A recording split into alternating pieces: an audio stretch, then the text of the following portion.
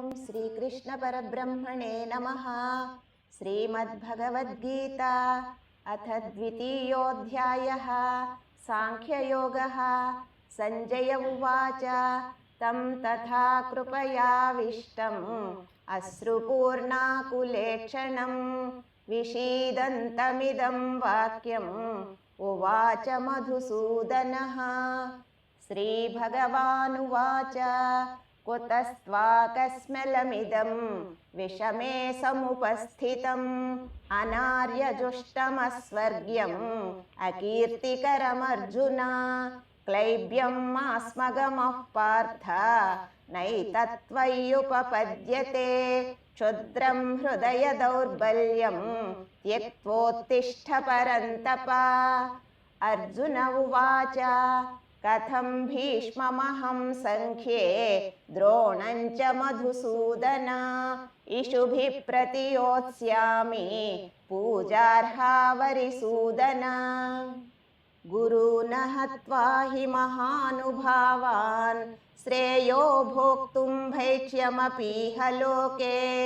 हत्वार्थकामांस्तु गुरूनिहैव भुञ्जीय भोगान् रुधिरप्रदिग्धान्।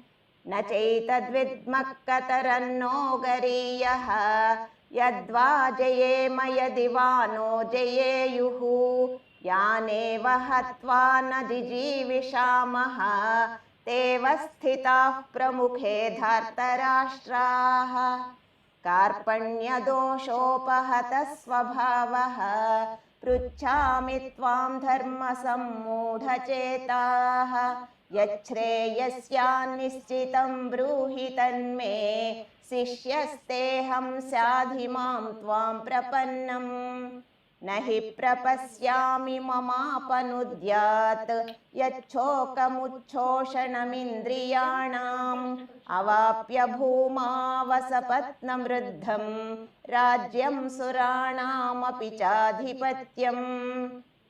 संजय उवाच एवमुक्त्वा हृषीकेशं गुडाकेशः परन्तपः न योत्स्य इति गोविन्दम् उक्त्वा तूष्णीं बभूवः। तमुवाच हृषीकेशः प्रहसन्निव भारत सेनयोरुभयोर्मध्ये विषीदन्तमिदं वचः। श्रीभगवानुवाच असोच्यानन्वसोचस्त्वं प्रज्ञावादांश्च भाषसे। गतासु न गतासूंश्च नानुशोचन्ति पण्डिताः। न त्वेवाहं जातु नासं न त्वं नेमे जनाधिपाः। न चैव न भविष्यामः सर्वे वयमतः परम्। देहिनोऽस्मिन् यथा देहे कौमारं यौवनं जरा तथा देहान्तरप्राप्तिः धीरस्तत्र न मुह्यति। मात्रा स्पर्शास्तु कौन्तेय शीतोष्णसुखदुःखदाः आगमापायिनो नित्याः तां स्थितिक्षस्व भारत। यं हि न व्यथयन्त्येते पुरुषं पुरुषर्षभ समदुःखसुखं धीरं सोऽमृतत्वाय कल्पते। नासतो विद्यते भावः नाभावो विद्यते सतः उभयोरपि दृष्टोऽन्तः त्वनयोस्तत्त्वदर्शिभिः। अविनाशि तु तद्विद्धि येन सर्वमिदं ततं। विनाशमव्ययस्यास्य न कश्चित् कर्तुमर्हति। अन्तवन्त इमे देहाः नित्यस्योक्ताः शरीरिणः अनाशिनो प्रमेयस्य तस्माद्युध्यस्व भारत। य एनं वेत्ति हन्तारं यश्चैनं मन्यते हतम् उभौ तौ न विजानीतः नायं हन्ति न हन्यते। न जायते म्रियते वा कदाचित् नायं भूत्वा भविता वा न भूयः अजो नित्यः शाश्वतोऽयं पुराणः न हन्यते हन्यमाने शरीरे वेदाविनाशिनं नित्यं य एनमजमव्ययं कथं स पुरुषः पार्थ कं घातयति हन्तिकम् वासांसि जीर्णानि यथा विहाय नवानि गृह्णाति नरोपराणि तथा शरीराणि विहाय जीर्णानि अन्यानि संयाति नवानि देहि नैनं छिन्दन्ति शस्त्राणि नैनं दहति पावकः न चैनं क्लेदयन्त्यापः न शोषयति मारुतः अच्छेद्योऽयमदाह्योऽयम् अक्लेद्यो शोष्य एव च नित्यः सर्वगतस्थाणुः अचलोऽयं सनातनः अव्यक्तोऽयमचिन्त्योऽयम् अविकार्योऽयमुच्यते तस्मादेवं विदित्वैनं नानुशोचितुमर्हसि अथ चैनं नित्यजातं नित्यं वा मन्यसे मृतं तथापि त्वं महाबाहो नैवं शोचितुमर्हसि जातस्य हि ध्रुवो मृत्युः ध्रुवं जन्म मृतस्य च तस्मादपरिहार्येऽर्थे न त्वं शोचितुमर्हसि अव्यक्तादीनि भूतानि व्यक्तमध्यानि भारत अव्यक्तनिधनान्येव तत्र का परिदेवना आश्चर्यवत् पश्यति कश्चिदेनम् आश्चर्यवद्वदति तथैव चान्यः आश्चर्यवच्चैनमन्यः शृणोति श्रुत्वाप्येनं वेद न चैव कश्चित् देही नित्यमवध्योऽयं देहे सर्वस्य भारत तस्मात् सर्वाणि भूतानि न त्वं शोचितुमर्हसि स्वधर्ममपि चावेक्ष्य न विकम्पितुमर्हसि धर्म्याद्धियुद्धात् श्रेयोऽन्यत् क्षत्रियस्य न विद्यते यदृच्छया चोपपन्नं स्वर्गद्वारमपावृतं सुखिनः क्षत्रियाः पार्थ लभन्ते युद्धमीदृशम् अथ चेत्त्वमिमं धर्म्यं सङ्ग्रामं न करिष्यसि ततः स्वधर्मं कीर्तिं च हित्वा पापमवाप्स्यसि अकीर्तिं चापि भूतानि कथयिष्यन्ति ते व्ययां सम्भावितस्य च कीर्तिः मरणादतिरिच्यते भयाद्रणादुपरतं मन्यन्ते त्वां महारथाः येषां च त्वं बहुमतः भूत्वा यास्यसि लाघवम् अवाच्यवादांश्च बहून् वदिष्यन्ति तवाहिताः निन्दन्तस्तव सामर्थ्यं ततो दुःखतरं नु किम् हतो वा प्राप्स्यसे स्वर्गं जित्वा वा भोक्ष्यसे महीं तस्मादुत्तिष्ठ कौन्तेय युद्धाय कृतनिश्चयः Unbroken, the Unmukchand story is releasing.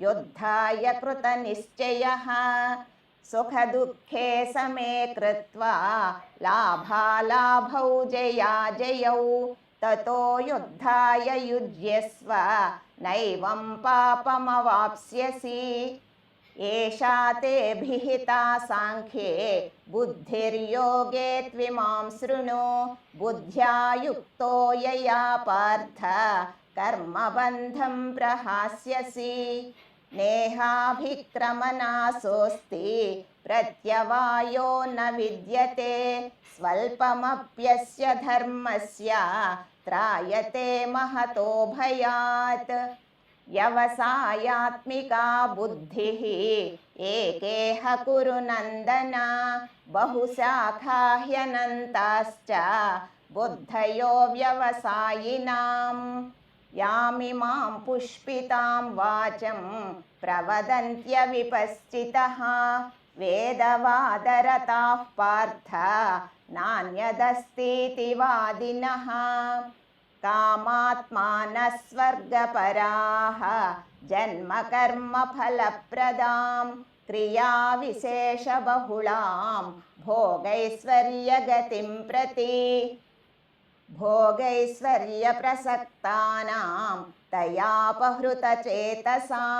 व्यवसायात्मिका बुद्धिः समाधौ न विधीयते त्रैगुण्यविषया वेदाः निस्त्रैगुण्यो भवार्जुन निर्द्वन्द्वो नित्यसत्त्वस्थः निर्योगक्षेम आत्मवान् यावानर्थवुदपाने सर्वतः सम्प्लुतोदके तावान् सर्वेषु वेदेषु ब्राह्मणस्य विजानतः कर्मण्येवाधिकारस्ते मा फलेषु कदाचन मा कर्मफलहेतुर्भूः मा ते सङ्गोऽस्त्वकर्मणि योगस्थः कुरु कर्माणि सङ्गं त्यक्त्वा धनञ्जय सिद्ध्यसिद्ध्योः समो भूत्वा समत्वं योग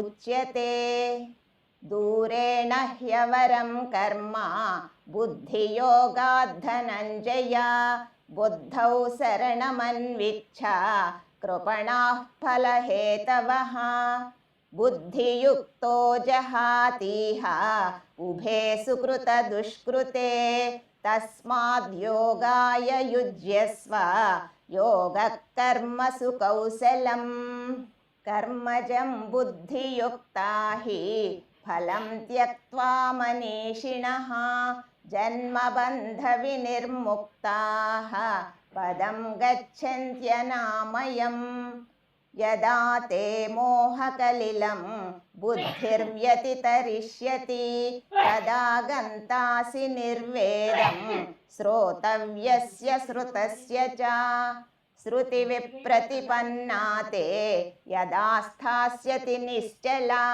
समाधावचला बुद्धिः तदा योगमवाप्स्यसि। अर्जुन उवाच स्थितप्रज्ञस्य का भाषा समाधिस्थस्य केशव स्थितधिः किं प्रभाषेत किमासीत व्रजेत किम्। श्रीभगवानुवाच प्रजहाति यदा कामान् सर्वान् पार्थमनोगतान् आत्मन्येवात्मना तुष्टः स्थितः प्रज्ञस्तदोच्यते। दुःखेष्वनुद्विग्नमनाः सुखेषु विगतस्पृहः वीतरागभयक्रोधः स्थितधीर्मुनिरुच्यते। यः सर्वत्रानभिस्नेहः तत्तत्प्राप्य शुभाशुभं नाभिनन्दति न द्वेष्टि तस्य प्रज्ञा प्रतिष्ठिता। यदा संहरते चायं कूर्मोऽङ्गानीव सर्वशः इन्द्रियाणीन्द्रियार्थेभ्यः तस्य प्रज्ञा प्रतिष्ठिता। विषया विनिवर्तन्ते निराहारस्य देहिनः रसवर्ज्यं रसोऽप्यस्य परं दृष्ट्वा निवर्तते। यततो ह्यपि कौन्तेय पुरुषस्य विपश्चितः इन्द्रियाणि प्रमाथीनि हरन्ति प्रसभं मनः तानि सर्वाणि संयम्य युक्त आसीत मत्परः वशे हि यस्येन्द्रियाणि तस्य प्रज्ञा प्रतिष्ठिता।